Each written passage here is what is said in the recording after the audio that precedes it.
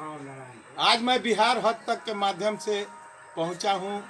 नारायणपुर के एक प्रत्याशी हैं जिनका विरासत काफ़ी ऊंचा है और ये लोग यहाँ की अहम भूमिका में रहते हैं और पूर्व में विधानसभा भी इनके पिताजी लड़े थे जो जदयू से दावेदार थे और इस बार उनके ये पुत्र हैं संदीप कुमार जी।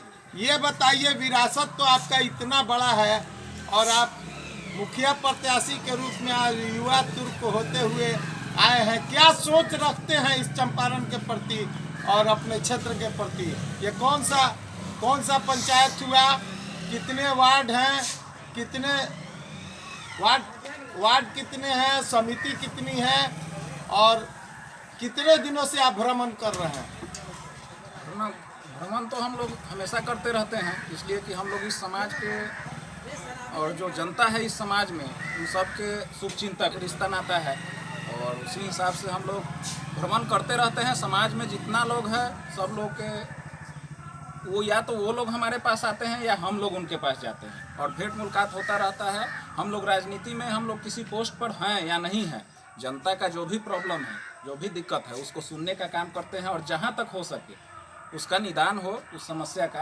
ये आपका विरासत करता आया है, पुनः आप इस बार मैदान में हैं। ये पहला चुनाव है या दूसरा चुनाव है या प्रथम चुनाव लड़ रहे हैं? इसके पूर्व भी कोई चुनाव लड़ चुके हैं? नहीं, ये मेरा पहला निजी जो है, मेरा पर्सनली ये पहला चुनाव है, पंचायत चुनाव। और हमारा पंचायत जो है सिमराहा पंचायत हुआ। इसकी संख्या का नंबर कितना है इस पंचायत का? 7 नंबर पंचायत हुआ जो पिपरा विधानसभा अंतर्गत आता है। टोटल 13 वार्ड है यहाँ पर टोटल। और यहाँ की जनसंख्या लगभग जो कुल वोटर हैं लगभग 7,500 के लगभग टोटल वोटर है। और देखिए, हम लोग जनता के बीच में आए हैं, एक उनको विकल्प दिए हैं हम अपने चेहरा के रूप में।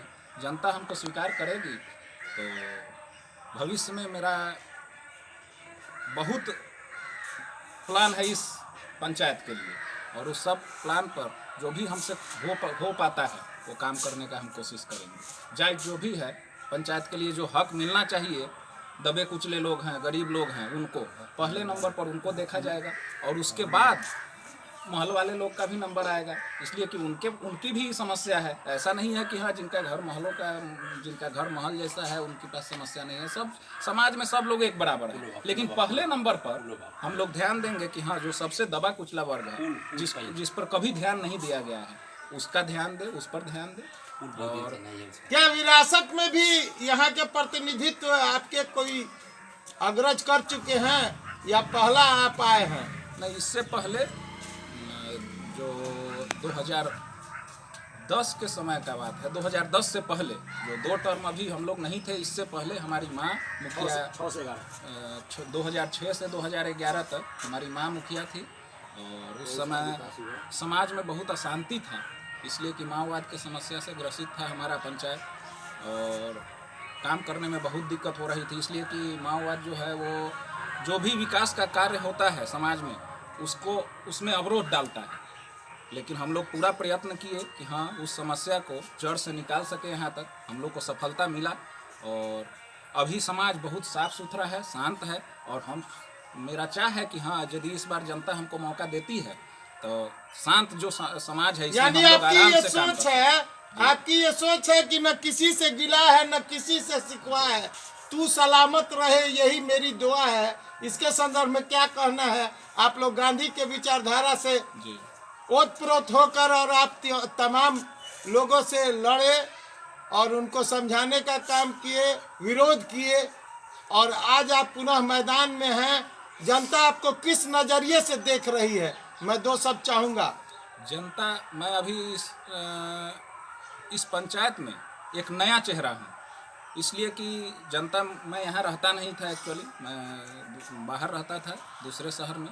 और यहाँ पर मैं जब आया तो मैंने देखा कि हाँ जो हमारा समाज है ये बहुत पिछड़ा हुआ है, तो क्यों ना हम लोग एक पहल करें और समाज को विकास के रास्ते पर लाएं। और इसके तहत हम लोग आए हैं आगे और जनता से अपूर्व स्नेह मिल रहा है, बहुत प्यार मिल रहा है। और मेरी कोशिश यह रहेगी कि जो प्यार जनता मुझे दे रही है उसका 10 गुना मैं उनको रिटर्न में दूँ।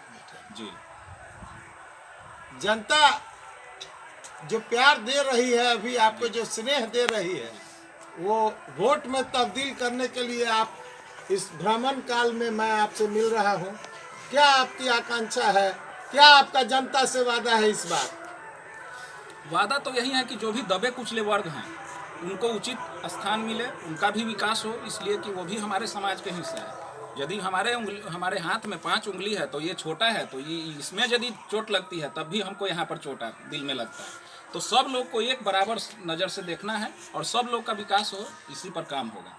जो भी उचित जायज मांग होगा जनता का उसको पूरा किया जाएगा, जो हमसे होने वाला होगा। सबका साथ और सबका विकास की भावना आप रखते हैं। जी, सबका साथ सबका विकास हो और उचित न्याय मिले लोगों को, उनका जो हक है वो मिले उनको। मैं बिहार हद तक के माध्यम से एक बात पूछना चाहूँगा कि जनता ने अगर आपको प्रतिनिधि बनाया और मौका दिया तो इस क्षेत्र को पहला तोहफा आप क्या देंगे? क्या सोच है आपकी?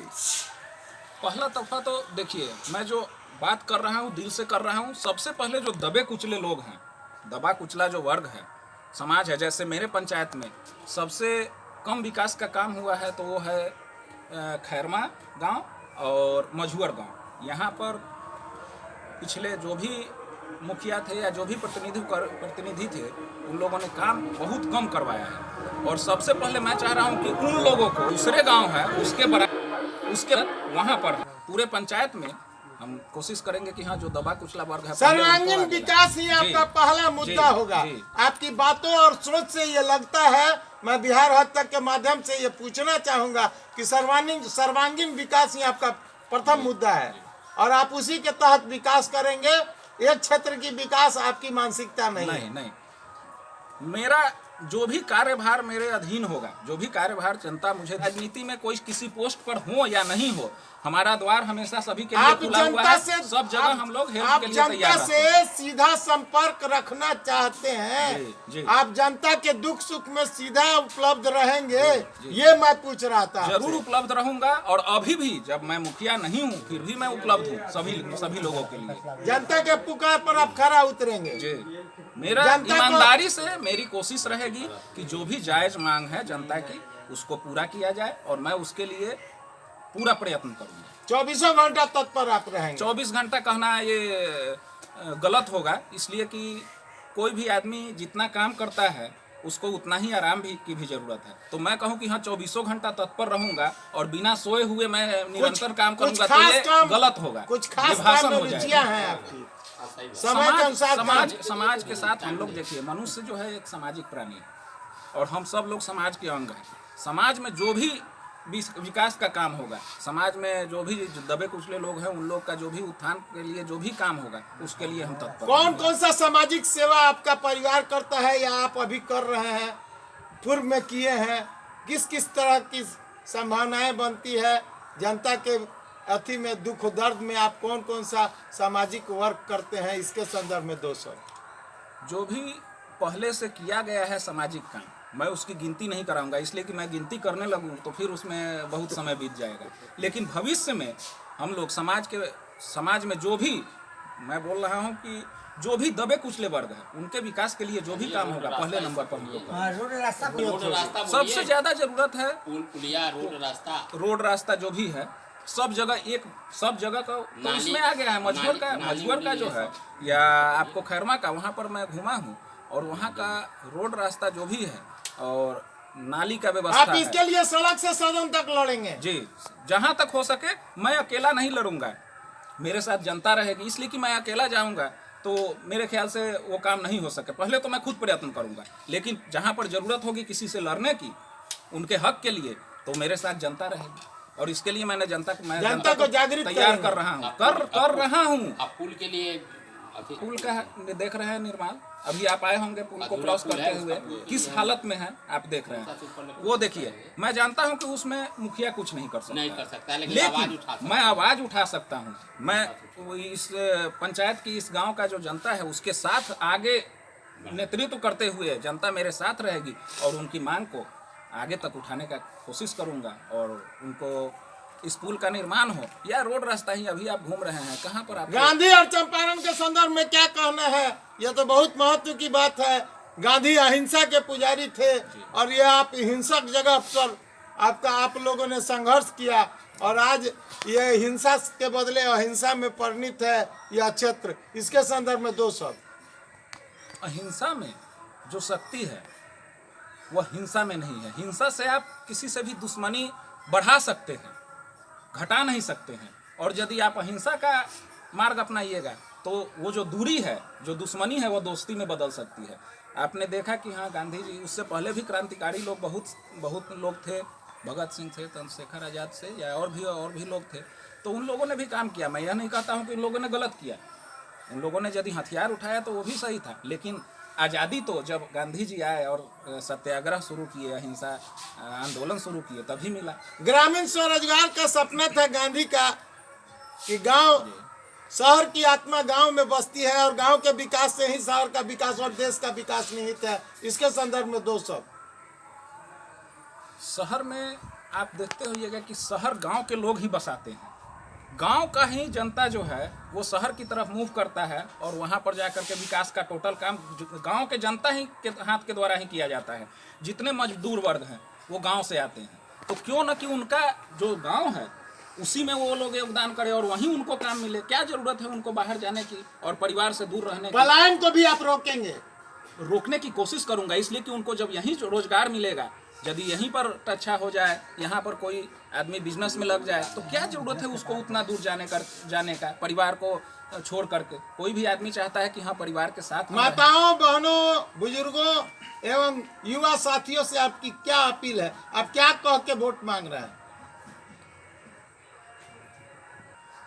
मैं वोट तो मांग नहीं रहा हूँ, यदि सही कहा जाए तो मैं वोट मांग नहीं रहा हूँ। सब लोग का स्नेह, प्यार, आशीर्वाद मांग रहा हूँ। वोट रूपी आशीर्वाद तो आपको मांगना ही होगा। मांग वो भी अपनी जगह पर है, लेकिन यदि सबों का आशीर्वाद हमारे साथ रहेगा, आशीर्वाद मिला तो वोट मिलेगा, निश्चित मिलेगा। जी, ये आपकी कामना है। जी, जरूर मिलेगा। इसलिए कि जब मुझे कोई विजयी भव का आशीर्वाद दे रहे हैं तो जाहिर सी बात है वो अपने आशीर्वाद को पूरा करने के लिए जरूर मुझे वोट देंगे। ये आपका दृढ़ विश्वास है। जी। धन्यवाद। मैं बिहार हद तक के माध्यम से युवा तुर्क प्रत्याशी से आपको मिला रहा था, जो सेवराहा पंचायत के हैं और इस बार सबसे पहले दमखम के साथ चुनाव लड़ रहे हैं और जनता इनके साथ है।